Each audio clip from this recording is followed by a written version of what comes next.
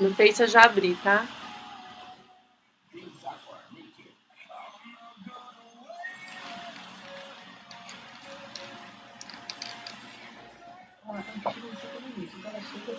Isso, ela pode entrar, ficar aqui, aí quando no outro break ela já entra. Só lembrando quando você falar bem próximo. É isso aí. Isso, tá ótimo.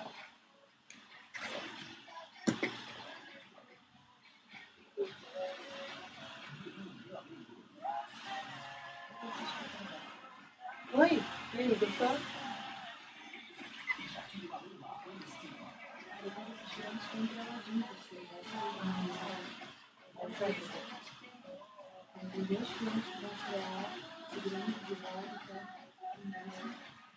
Depois eu te contar a história quando eu sonhei com o livro do Divaldo, né? Eu nem sabia que era isso.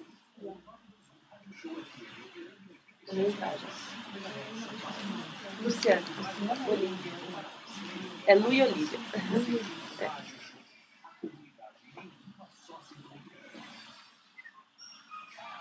Ah, esse negócio que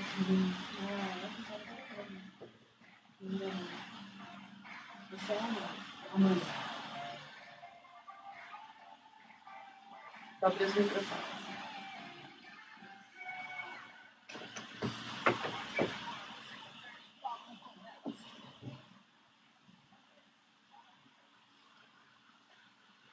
Buenas!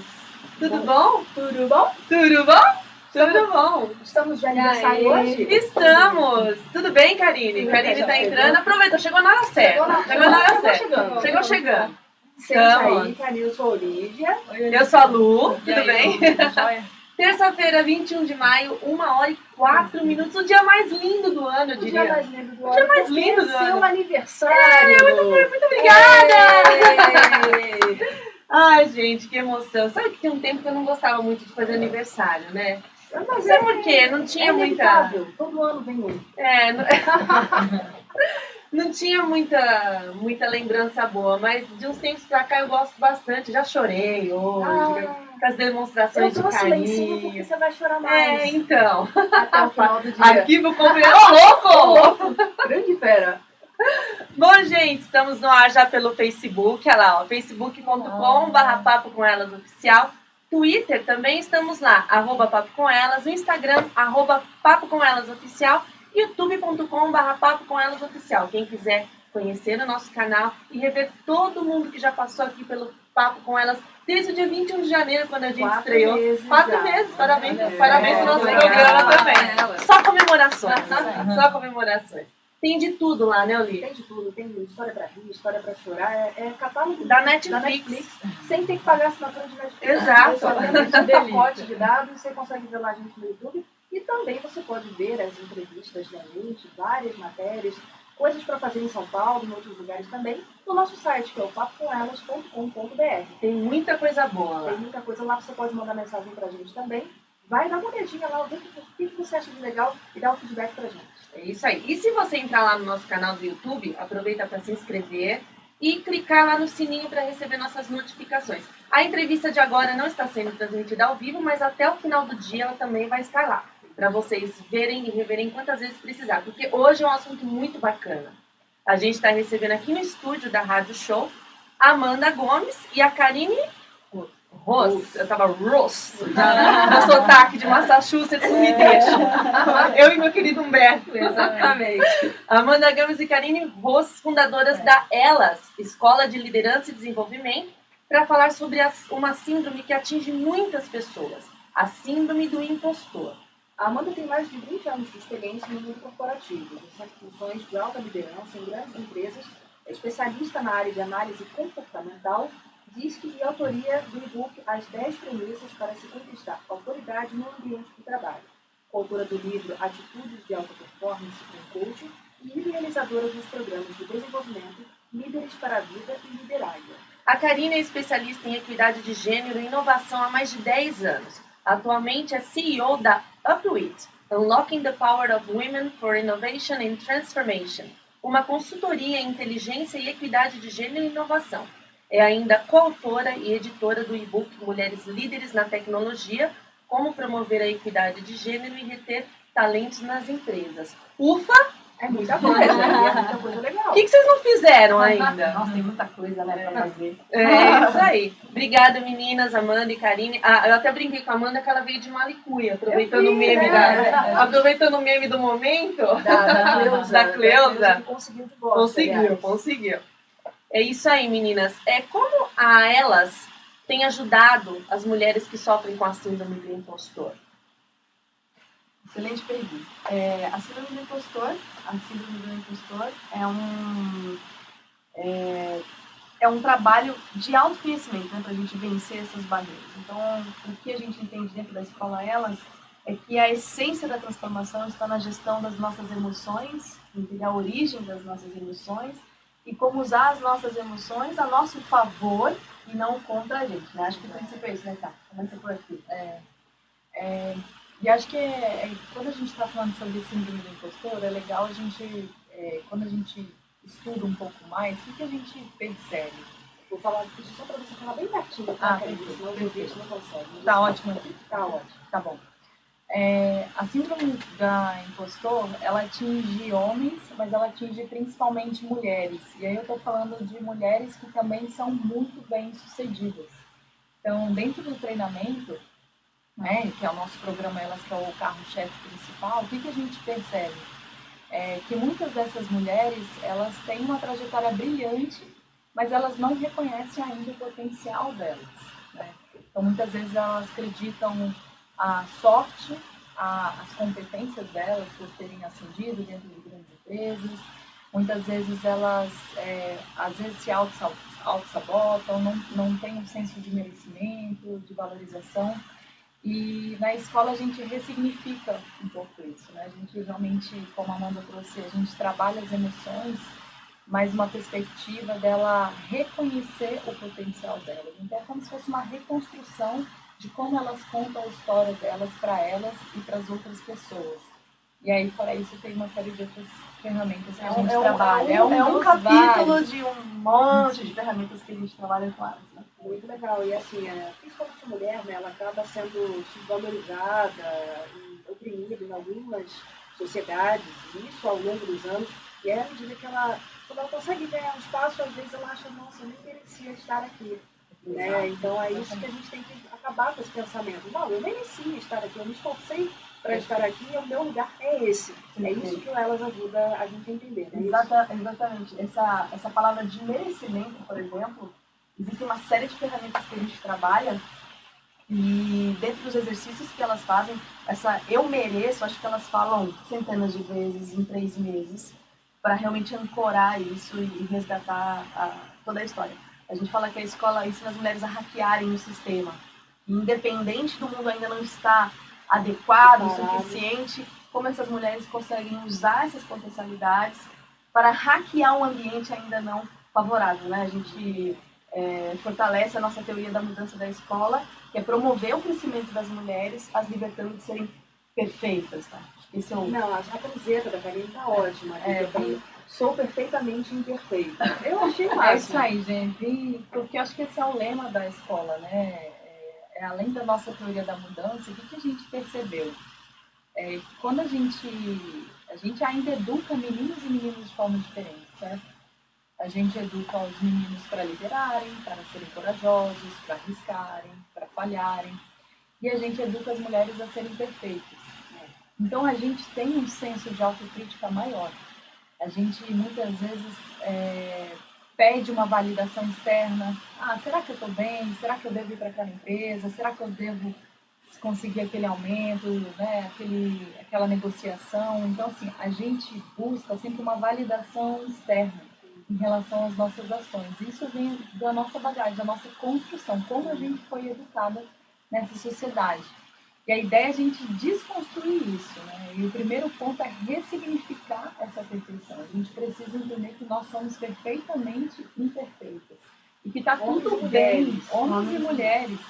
Está tudo bem se eu falhar, se eu não conseguir aquele aumento que eu estava buscando, se eu não conseguir passar naquele processo seletivo, mas ao menos eu tentei. A ideia é ressignificar o fracasso como um aprendizado, né? Ele faz parte da nossa trajetória. É isso aí. E quem pensa que essa síndrome atinge só pessoas comuns estão enganados, né? Eu peguei aqui até 2 depoimentos da atriz Emma Watson, conhecida pelo trabalho que ela fez em Harry Potter. Isso. Ela disse o seguinte, que ela teve a síndrome e uma das declarações dela foi a seguinte: parece que quanto melhor eu me saio, maior é o meu sentimento de inadequação, porque eu penso que em algum momento alguém vai descobrir que eu sou uma fraude, que eu não mereço nada do que eu conquistei. Tem também a Kate Winslet, que foi a Titanic, famosa pelo Titanic. Aí que ela falou, eu acordava de manhã e antes de ir para uma gravação pensava, não posso fazer isso, eu sou uma fraude. É difícil, Isso né? aí, é difícil. Mas a gente vai falar um pouco mais sobre isso depois do comercial, da música. Daqui a pouquinho a gente volta. Não saia daí. Oi.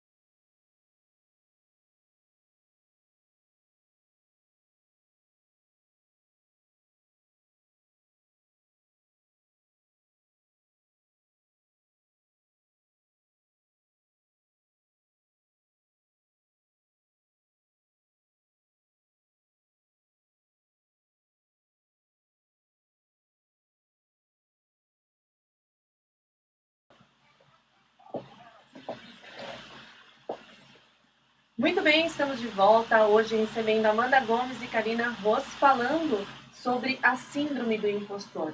a gente já deu uma introdução aí, já viu que o assunto é muito mais profundo, né? Do que a gente tá, E afeta pensa. todo mundo. Homens, mulheres, ricos e pobres, todo mundo. Celebridades ou pessoas comuns. Então a gente tem que ficar atento, né, aos sinais. Mas meninas, vamos começar do começo e dar nomes aos bois. O que é a síndrome do impostor? A síndrome do impostor, ela é o senso de não merecimento sobre as coisas que são realizadas e as conquistas que a gente tem. Ela acontece normalmente, por exemplo, às vezes no ambiente de trabalho, quando você, por exemplo, recebe um aumento salarial, quando você recebe um elogio do seu trabalho e você não acredita que esse elogio é sincero ou verdadeiro. Ela se manifesta não só no ambiente profissional, mas também no ambiente pessoal, quando você, por exemplo, está num relacionamento às vezes é considerado abusivo, você está lá, mas você quer estar naquele relacionamento, então ele passa muito pela sensação de não merecimento, né? Quando a gente faz esses trabalhos com as mulheres, a gente percebe que quando a gente muda essa chave, ela consegue se ver mais autora dos projetos dela, se ver mais autora da história dela, e ela consegue mudar um pouco esse significado. Interessante você falar do relacionamento abusivo, não só um relacionamento romântico, mas como a Val veio aqui aquele dia e falou das relações das mães tóxicas, né? Então eu acho que muitas mulheres desenvolvem a síndrome do impostor por uma criação, uma mãe narcisista, uma mãe tóxica, uma mãe ou um pai, né? A gente usa mãe, mas os pais, né? A mãe ou o pai narcisista. É isso também, Karine? Pode ser? Eu acredito que sim. Eu acho que quando o que a gente percebe? A gente percebe um padrão nas histórias. Né? Quando a gente começa a entender o por trás, por que instalou essa crença nela, limitante em relação ao merecimento, a gente vê muitas vezes uma repetição de um padrão que existe de uma mãe que já estava num relacionamento desafiador, e aí isso se repete para a filha, e se não se quebrar, pode se repetir para a filha dessa filha. Então, quando a gente olha um pouco a nossa história, né, a construção da nossa família, a gente consegue entender os padrões e tentar quebrar eles para você construir uma nova história. A gente sempre fala que é importante você olhar o seu passado, olhar a sua história, e entender como que isso fez o impulso daquilo que você é hoje, honrando também um pouco a sua história, um pouco a sua família, entendendo que também eles foram perfeitamente imperfeitos naquela condição que eles estavam também. E é muito inconsciente isso, né? Esse processo é muito inconsciente, dessas memórias celulares que ficam na gente e a gente vai reagindo sem ter clareza do que motiva a nossa reação, né? E somado a esse ponto, essa sensação de você nunca ser bom o suficiente, que tem a ver com o que a Cá está trazendo da perfeição. Então, a gente buscar, a cobrança da mãe ou do pai ou da sociedade, da gente ser bela, inteligente, ter uma série de cobranças, né? Não só um ponto ou outro. Isso impede muitas vezes das mulheres ascenderem e as mães muitas vezes de querer ser a mãe perfeita que não teve, ou refletir a mãe perfeita que teve, ou ser a mãe que a sociedade espera. E aí são muitos papéis sendo cobrados das mulheres ao mesmo tempo, e a autocrítica de não dar conta, de não ser boa. Vocês falaram da questão do relacionamento abusivo, e aí a mulher acha que não merece um relacionamento melhor. Mas tem também o caso da pessoa estar num relacionamento que seria maravilhoso, e ela não achar merecedora, não se sentir merecedora, às vezes ter filhos que são bacanas, que são e acabar sabotando o relacionamento. Acabar sabotando, né? Acabar não fazendo dar certo porque acha que não, isso daqui não é pra mim. Pode ter isso também, não é? Sim, eu acho que quando a gente fala do merecimento, ele tem a crença limitante de que você não é merecedora daquilo. Que você não deveria estar, cara, eu tô ganhando muito bem, eu tô com um relacionamento maravilhoso, mas sente que falta algo, sabe? Fala, cara, não é pra mim isso, eu não deveria estar aqui. Isso aconteceu um pouco na minha história profissional. Quando eu vim de uma área de comunicação também, mas acabei atuando muito na área de tecnologia. E é um universo que muitas vezes ia numa reunião importante e começava a sentir dores de cabeça muito fortes. E aí eu falava assim, cara, acho que eu não vou. Então eu me auto-sabotava, mas eu não tinha essa clareza. Depois quando a gente começou a estudar realmente a fundo as emoções, os comportamentos, a gente pensou, putz, isso aqui é um padrão. Isso é um padrão de uma pessoa que não se vê como merecedora ou com uma capacidade para lidar com aquele ambiente. Então, ambientes que são predominantemente masculinos, você tende a exercer essa síndrome de uma maneira mais fácil, mais aflorada. Como é que surge essa síndrome, né? Imagina, como é que a gente, assim, como é que se dá esse disparo dessa síndrome?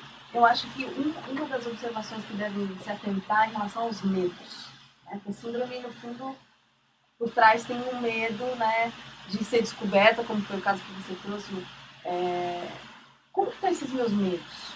Quando a gente observa o nosso dia a dia, por que eu tenho medo? Peraí, que voz eu estou escutando internamente? Ela é uma distorção dos fatos ou ela é um fato? E aí na escola a gente trabalha muito com essa questão da assertividade das mulheres. Peraí, que história você está contando para você mesma sobre isso? E a gente percebe uma grande distorção das histórias que a gente conta. E aí, falando do medo e da distorção, o que acontece? Quando nós não enfrentamos o medo com ações assertivas que combatam o medo, a chance do medo se tornar uma grande realidade. Aí são os boicotes. Então você está num excelente relacionamento, mas eu tenho medo de a qualquer momento essa pessoa me trair e tal, e é uma distorção da realidade. Você começa a se comportar de maneira coerente com a distorção e aquilo vira uma realidade. E você vê, nesse caso que você falou da traição, é engraçado porque, inclusive, eu estava lendo alguns relatos sobre isso. Um dia desses, eu não lembro nem qual era o assunto do que eu estava pesquisando lá. E a pessoa falou que ela entrou no relacionamento com um cara super bacana, como você falou ali, relacionamento 10, assim, tudo que ela queria. Sim. Mas ela começou a ter um pavor que ele fosse trair. Então ela estava sofrendo uma coisa que nem ia acontecer. E ela terminou o relacionamento porque ela não segurou a onda dela mesma. Nossa, gente, é uma tristeza, absurdo. É uma tristeza tão grande. Por isso que a gente tem que cuidar das nossas emoções. E o sinal é entender o quanto esses medos proporcionalmente estão tomando conta dos nossos pensamentos. Na divisão de tempo, como que está esse tempo, né?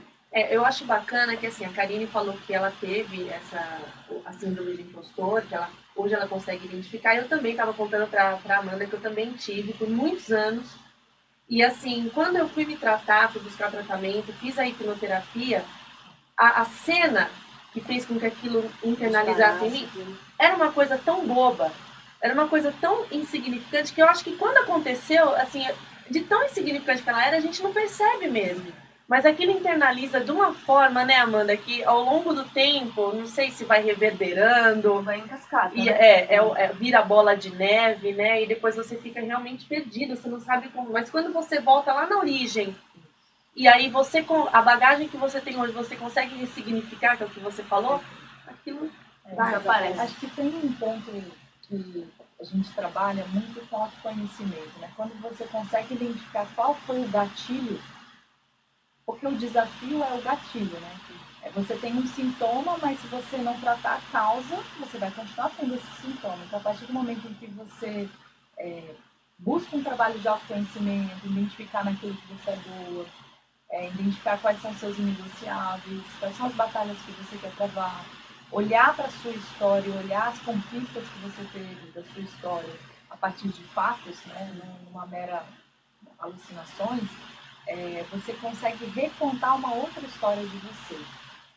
Realmente é uma ressignificação daquilo que você vem contando para você, aquela vozinha interna que está todo dia lá, você não é bom o suficiente, você não merece estar aqui, você não merece ter aquela promoção, então vão me descobrir que eu não sou boa o suficiente, que eu não deveria estar naquela função.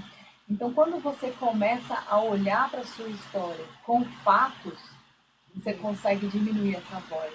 E, na verdade, ela nunca vai sair de você. É importante isso, ela não é eliminada. Você reduz ela. Você aprende a lidar com ela e você aprende a dominar. Deixar ela no volume que precisa estar, entendeu? Legal. Não, acho que é bastante interessante, mas tem também aquele outro lado, né, da pessoa que às vezes ela recebe um elogio e também fala, eu sei, eu sou assim mesmo, eu sou boa mesmo. Isso pode se tornar uma arrogância também, não é?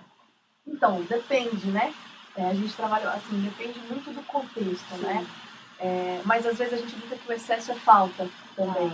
Então, às vezes, como é uma defesa, muitas vezes. Então, as pessoas colocam numa posição de defensiva. A gente tem vários estudos, tem uma pessoa que a gente ama muito, que é a Amy Cuddy, e a Brené Brown. Brené Brown, que escreveu o livro Coragem de Ser Imperfeita, ela fala um pouco disso, dessa sensação de defensiva, quando a gente está numa defensiva. E aí você vai ver a raiz do problema, existe uma vergonha escondida ali, e aí você acaba Nossa, pra pondo mim uma faz total capa. sentido isso. Faz muito sentido isso pra mim. É o que a gente sempre fala, né? Que a melhor defesa é o ataque, né? A pessoa, quando ela... A pessoa que fica se autoafirmando o tempo todo, no fundo ela é super insegura, né? Tem um momento que isso fica muito claro. Se você convive com essa pessoa, chega uma hora que você fala, gente, ela tá pior que eu. Deixa eu concordar, porque ela tá pior que eu. Fala, Karine, desculpa, te cortei. Imagina. Eu acho que tem uma coisa que vocês trouxeram aqui que me lembrou de uma coisa que a gente muito fala na escola, que tem a ver com crescimento. A gente sempre fala que não é uma vaidade, é uma necessidade humana. Então, a gente precisa estar crescendo, sentimento de crescendo, que está aumentando o nosso conhecimento, o nosso repertório, a nossa bagagem. Porque isso é progredir. Então, quando a gente ouve esse tipo de você é arrogante, arrogante é se eu não respeitar uma outra pessoa. Mas se eu tenho consciência daquilo que eu sou boa, das minhas capacidades, eu não considero isso uma arrogância, eu considero isso uma potência. A gente faz um exercício, esses workshops que a gente fez já foram mais de 4.000 mulheres impactadas. Uau. E um dos exercícios principais é justamente o elogio, a gente começa com o elogio. E uma estatística triste, mas que a gente está aqui para hackear o sistema, é que 60% a 70% dessa audiência tem dificuldade para receber elogios. E aí está muito atrelado a parecer falta de humildade em receber os elogios, porque parece ser feio a mulher estar numa posição de poder. Então a gente ressignifica o poder como uma coisa extraordinária, porque se eu tenho valores do bem, eu preciso estar no comando para que o ambiente aceite esse efeito. E a gente fala, né, que falta de humildade não é você reconhecer o que você fez bem feito, é você se achar melhor que o outro. Então a gente trabalha muito essa questão de ressignificar o poder, inclusive, né, que a gente, talvez por uma construção social, está traz muito isso no aprendizado que ela traz nas aulas, uma construção social onde a gente sempre foi uma condição coadjuvante. E quando a gente se coloca numa condição de comando, muitas vezes nós somos avaliadas, ela é muito agressiva em vez de ser assertiva, né? Então a gente tem que observar os nossos vieses em relação a isso, como defensiva ou como uma forma de vencer, né, as barreiras do dia. Né? Porque também acho que está muito em quem está escutando, né? Em quem está recebendo. Sim. Porque a gente até comentou sobre isso na sexta-feira, de haver uma cobrança da mulher para que ela seja assertiva, também saiba se posicionar, mas quando aparece uma mulher que sabe fazer isso, você fala, gente, olha que grossa, que arrogante. Então assim, né? Eu acho que depende muito do outro lado também que está ouvindo, que consegue entender que aquilo não é uma arrogância, e sim uma plena consciência do que ela é capaz. Se a pessoa chega, nossa, você fez um ótimo trabalho, obrigada, eu sei. Você não está sendo arrogante, você está constatando um fato. Só que a pessoa que está do lado de lá, de repente, por uma questão dela, ela pode receber de outra forma, né? Dependendo da audiência que ela está. Isso que você tocou, Lu, acho que acho que os vieses é uma coisa que a gente precisa estudar mais, né? A gente, em função da gente ser mulher, a gente é cobrada muito em relação à nossa imagem. De novo, autossabotagem, né? Aquela vozinha, eu não sou boa o suficiente, eu não sou magra o suficiente, eu não estou com cabelo bom o suficiente. E existe sim uma expectativa da sociedade em relação à nossa imagem. Se a gente não está dentro desses padrões, a gente simplesmente está incluso em alguns... A gente é questionado em relação a isso. Mas acho que tem um ponto, a gente também repete esses padrões nós enquanto mulheres. Então, quando a Lu fala sobre os preconceitos, a gente também, muitas vezes, questiona a mulher. Ah, ela, por exemplo, quando uma mulher acende, ela não vai dar conta. A gente acaba repetindo esses padrões também. Então, a ideia é que como a gente estende a mão umas às outras, né? Como que a gente se acolhe, a gente cria um ambiente realmente de sororidade. Né? A gente falou muito que existe muita competição entre as mulheres, não existe? Nesse perfil, né, sobre esse contexto que a gente está falando, além dessa carga aí da síndrome do impostor e das cargas negativas, existe a competição também, né? Nós somos mais competitivas entre nós do que os homens são. Entre eles. Vocês concordam com isso? Eu tenho assim, minhas dúvidas no sentido de que eu não acho que isso é algo biológico. Eu acho que isso é construído. Sim. Se a gente for olhar para a nossa sociedade, vamos pensar nos videogames. A gente sempre tem um príncipe que está resgatando uma princesa. Eu sempre gosto de trazer a história da minha avó. A minha avó, ela foi casada para ela se sentir pertencida àquele espaço. Então, isso inconscientemente a gente traz esse padrão da competição. Ah, eu preciso ter um homem para casar para eu me sentir bem vista na sociedade. Por mais que hoje isso mudou um pouco, no fundo a gente tem isso. Muitas vezes você vê uma mulher de 40 anos, solteira, e fala assim, ela deve ser difícil de lidar. Né? Então a gente ouve os padrões. Esses são os padrões que a gente vê com uma certa constância. Bom, é isso aí. A gente vai continuar esse papo. Já foi metade do programa, gente. Meu Deus do céu. Ainda tem muita coisa para falar. Para Claudete Cavaleiro, que está dizendo... Cavalaro, desculpa. Dando parabéns pelo programa, que é muito interessante, dando felicidade para você. Ah, obrigada, Cláudia. Muito obrigada, querida. Bom, a gente volta daqui a pouquinho. Não saia daí que o papo tá bom e vai ficar melhor ainda, hein? Não saia daí.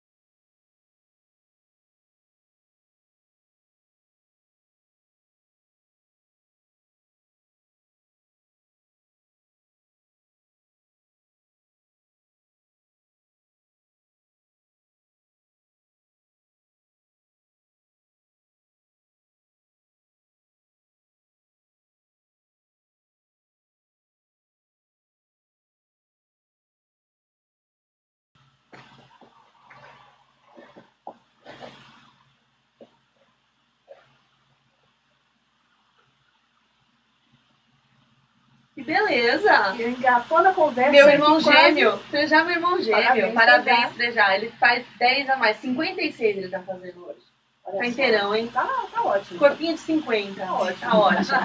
Muito bem. A gente batendo papo aqui, quase que a música acabou e eu não vi, né, Olinda? Não, mas Acontece. quando a conversa é boa é assim mesmo. É isso aí, é isso aí.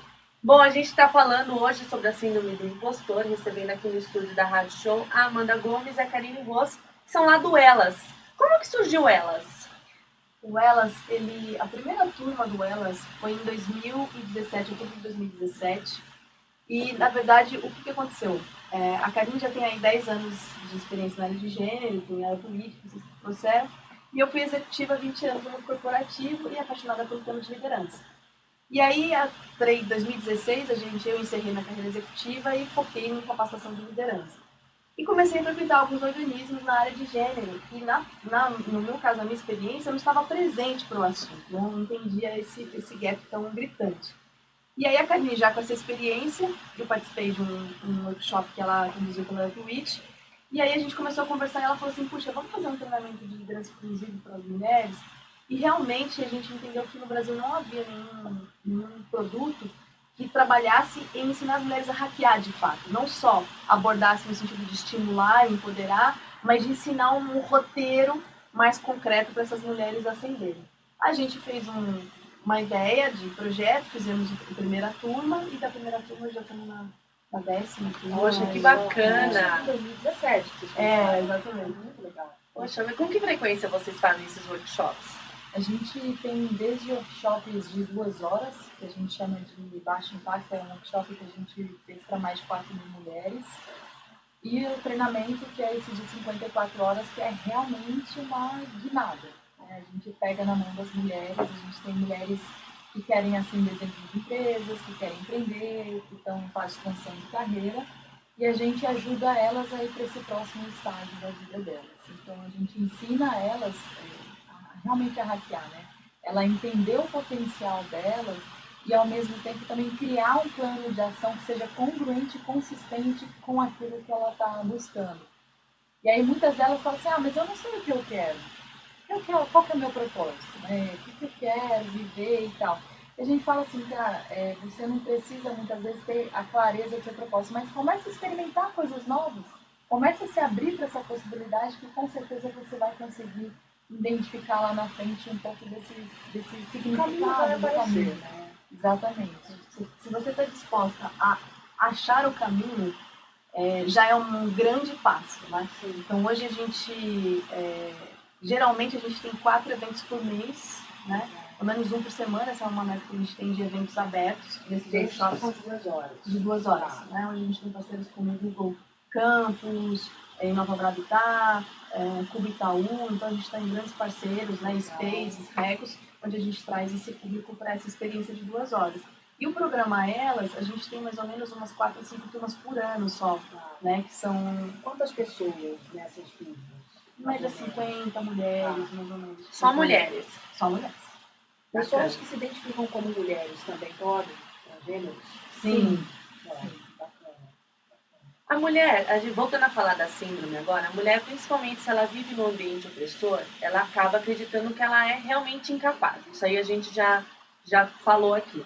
Mas e o homem que sofre da síndrome do impostor, ele também vem de um ambiente opressor? A cobrança dele é maior também? A gente fala muito da cobrança em cima da gente, mas o homem que sofre dessa síndrome... cobrança também já desde pequeno, né? De que tem que ser líder, tem que ser o melhor. Não pode chorar, não pode demonstrar fraqueza. Não pode mostrar sensibilidade, sim.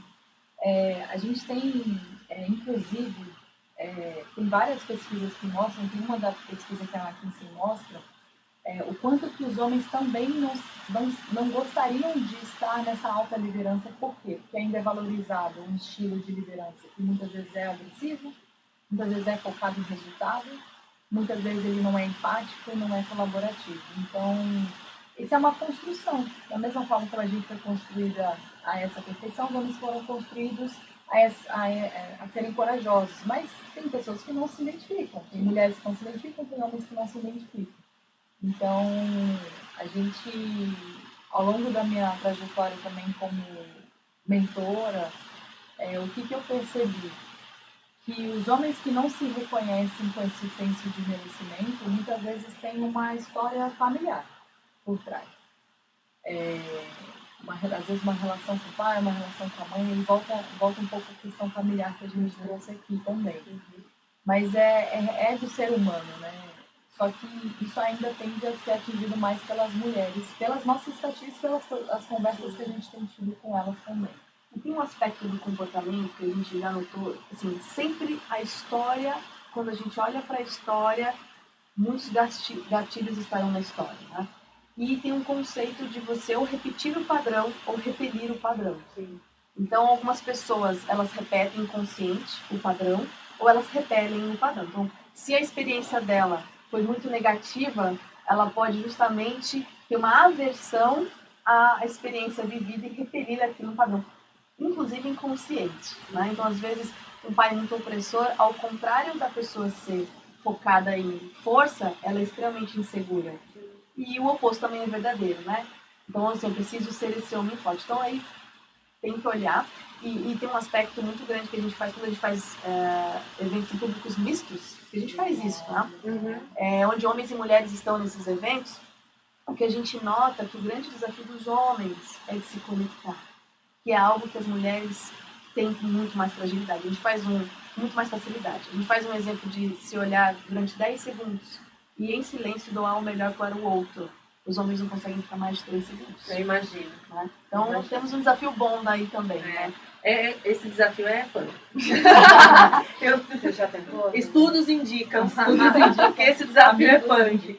Mas sabe, agora, voltando a falar do mundo corporativo, eu faço um trabalho freelancer para um blog de RH, então estou sempre pesquisando alguma coisa no sentido. E eu vejo um movimento muito grande em relação à pesquisa de perfil hoje de colaborador. Hoje nas empresas eles estão tendo esse cuidado até para as equipes, até por uma questão de produtividade, formar uma equipe em que os gênios, vamos dizer assim, né, se complementam. Sim, e não se atritem. Exato. Para não causar atrito mesmo, para que eles possam trabalhar de maneira mais harmoniosa e juntos chegarem no foco tal. Vocês veem isso? Essa crescente pelo perfil do colaborador? E daí consegue identificar que o homem não é aquele homem que especificamente não tem um perfil para ser um líder desses que a gente estava falando, com essa liderança mais agressiva, mais sem ser empático. Acho que tem 2 pontos. Uma coisa é como a sociedade molda a gente, e isso tem a ver com a nossa cultura, exatamente as coisas que a gente está trazendo aqui, tem a ver com a síndrome da impostora, mas tem a ver também, isso que você está trazendo, Lu, com os talentos naturais. Qual que é a minha essência? E existe grandes tabus em cima disso. Por exemplo, será que só o perfil dominante ele é um bom líder? Ou será que um perfil de uma pessoa que é mais introspectiva, que fala pouco, será que ela também não pode ser líder? Então existem muitas vezes muitos preconceitos por trás de talentos que são considerados naturais das pessoas. E o ponto será que uma pessoa introvertida pode ser? Sim. A gente sempre fala, desde que ela faça perguntas que sejam assertivas, que tragam também perguntas que agreguem também. Ela não precisa falar o tempo todo, mas os momentos que ela fala que sejam os momentos importantes.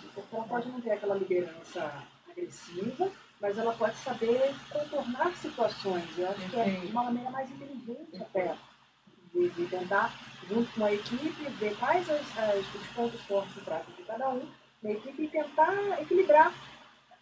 Complementar os talentos. Com inteligência, não com agressividade, mas assim, ponderando com assertividade, que a gente usa na escola. A gente fala bastante de exercer influência. E a liderança, mais do que você fala, muitas pessoas falam assim, uma pessoa comunicativa, ela tem mais resultados? Não, uma pessoa mais influente tem. E uma pessoa tímida pode ser extremamente influente se ela fizer as perguntas inteligentes. E o que a gente ensina na escola é justamente essa questão de estratégia. E o legal, você pegando o gancho que eu comentou dos perfis, eu acredito que as empresas sim têm investido em gestão de perfis, mas muito aquém do potencial de estudar essas ferramentas. Elas investem numa avaliação simples e, ao contrário de se aprofundar nesses perfis, usando como formas de programa de desenvolvimento, usam como rótulos de selecionar pessoas aqui grupo. Aí é pior ainda, Aí é né? pior ainda. Na escola a gente tem perfil, a gente faz o perfil comportamental das alunas antes e depois. Então a gente faz o assessment quando elas entram no programa, analisa os gráficos, vê o nível de estresse, vê o nível de potencial, trabalha o seu próprio gráfico da sua personalidade e no final, na formatura, a gente faz um assessment de novo e prova cientificamente que elas alteraram a sua capacidade. Que houve um progresso, né? Sim. Até para que elas tenham uma prova concreta, né? Tá aqui, ó, eu progredi sim. Muito bacana esse trabalho de vocês, viu? Bem legal. Como que a gente sabe que uma pessoa, ela provavelmente está passando por essa síndrome do impostor? Existe algum sinal, assim? São coisas que ela fala, algum comportamento? Eu acho que tem alguns sinais. Acho que um dos sinais, com certeza, é esse sentimento de ver as conquistas como sorte, não como um mérito ou uma competência.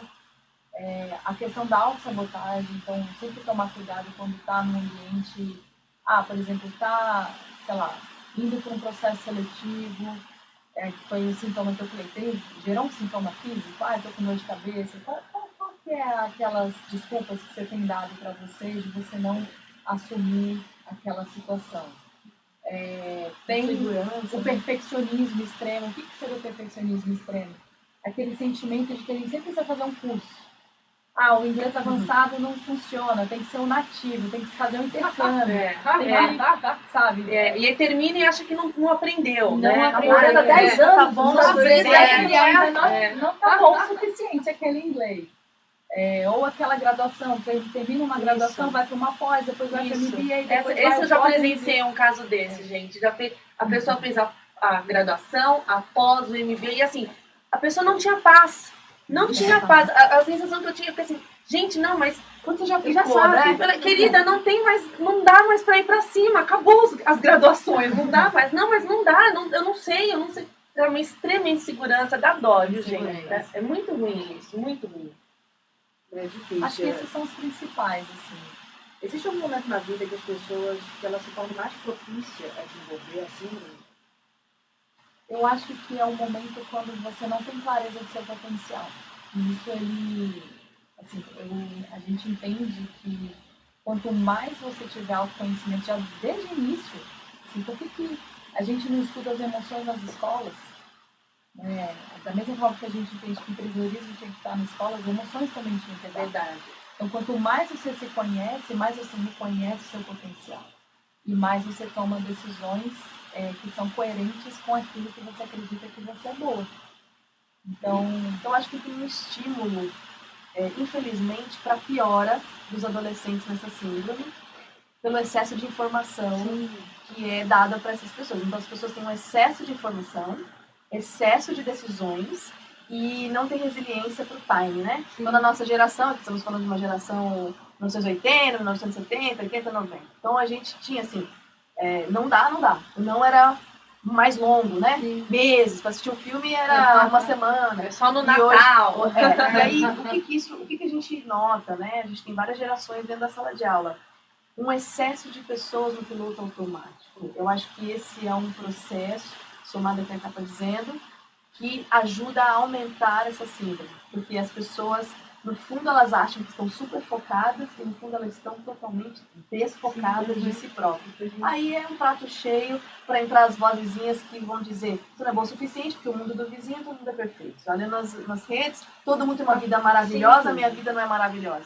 Então, aquela coisa do palco do vizinho ser muito melhor que o meu, um excesso de valorização disso, eu acho que é um cuidado para isso não ser Até uma piada que a porta de entrada. vizinha mais verde porque é sintética. Boa, gostei. É verdade, né? Mas é isso mesmo, o excesso de informação. Aí você vê, é ótimo a gente ter informação a hora que a gente quiser, no momento que a gente quiser, mas tem também o lado negativo. Apesar que isso é o uso que a gente faz. Mas mesmo assim, né? Essas gerações mais novas, assim, realmente enfrentam esse problema Tem que mesmo. vigiar essa geração, né?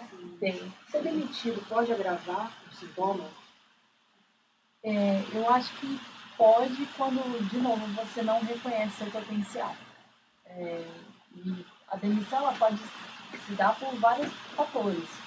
Corte de gastos, talvez a pessoa não tenha o perfil adequado daquela, não tem aquela, Ou ela é então naquele boa. perfil igual vocês falaram, assim, tem aquele perfil, até falar até cores, né? O azul, o amarelo, não sei o quê, mas a empresa não explora aquele O perfil, potencial pra dessa aquele- pessoa. pra aquele É o que ela estereótipo, vai oferecer, né? sim. Mas o ponto é qual que é a história que eu conto disso. Quando eu estou sendo demitida, eu não sou boa. Qual que é a história que eu conto? E acho que esse é o ponto. O ponto que é a gente ir para um fato. Pede feedback do seu gestor. O que eu poderia ter feito de melhor? Muitas vezes, e aí eu acho que os RHs hoje, eles têm grande dificuldade de dar feedback, de maneira geral. Né? Não só funcionários, mas RHs. Por exemplo, uma entrevista demissional, você precisa dizer por que ela está saindo, né? Quais são as competências que ela precisa desenvolver ainda. Isso seria um ganho extraordinário que você daria para aquela pessoa que está saindo daquela empresa hoje. Para ela conseguir se reposicionar mais para frente, ver o que ela tem de fraqueza para conseguir Suprir, né? Ou até mesmo processo seletivo, que a pessoa não é avisada por que ela não passou. Exatamente. Às Faz vezes não uma dá certa- retorno algum pra pessoa, Cara, né? isso se a pessoa já é um processo de vulnerabilidade, a pessoa já está vulnerável, porque ela está competindo ali e tal. Aí ela se sente que foi bem. De repente não passou no processo, não tem nenhum retorno. Pô, aos RHs de plantão que nos escutam, né? Deem um feedback honesto, sincero para essa pessoa, porque às vezes as pessoas querem poupar a outra, mas piora a circunstância. Então, assim, diga pelo que não foi feito, que essa pessoa vai buscar melhorar, ou de fato não era para ela, enfim, né? Mas a gente acha que esse ponto da assertividade é muito importante. Bom, gente, acabou. Não acredito! É igual na mesa do show, é bom quando o pessoal fala. Muito bom, né? Adorei, né? Meninas, deixem os contatos do Elas, como que faz para quem estiver ouvindo e quiser saber mais como é o trabalho de vocês, quiser participar lá, por favor. É só acessar o nosso site www.programaelas.com.br. Lá a gente tem workshops mensais, dentro de grandes espaços, às vezes são gratuitos, às vezes um custo simbólico, mas realmente para as pessoas se engajarem aí. A gente está no Instagram também, programa _elas, no Facebook, programa Elas Lideram. Estamos também dentro do nosso Instagram, né? Carim, com C e A no final, _Ros. E Amanda Gomes Pinheiro, @Amanda Fala Gomes mais Pinheiro. pertinho. @Amanda Gomes Pinheiro. Muito legal. O rosto da Karina é ROOS. Isso aí. Ross. Ross. Gente, muito obrigada pela companhia, pela audiência, pelas felicitações. É isso aí. E amanhã a gente está de volta, né, Oli? É isso aí. Amanhã a gente vai discutir alguns assuntos da atualidade, a gente vai colocar mais pra frente aí. Hoje tem cola, né, Tem Brasil? colinha. Tô sabendo. Eu sempre falo, quem vem amanhã? A gente Aí nunca o programa lembra, da né? Saia justa, ela todo dia. Não, mas amanhã a gente vai discutir alguns temas aí. Você manda sua mensagem pro nosso Facebook para também compartilhar e conversar com a gente aqui. É isso aí, Então, gente. Muito obrigada, obrigada, gente. Lili, pela oportunidade. Foi muito legal. Muito A obrigada. gente que agradece. Um beijo, gente. Até amanhã. Foi. Muito bom.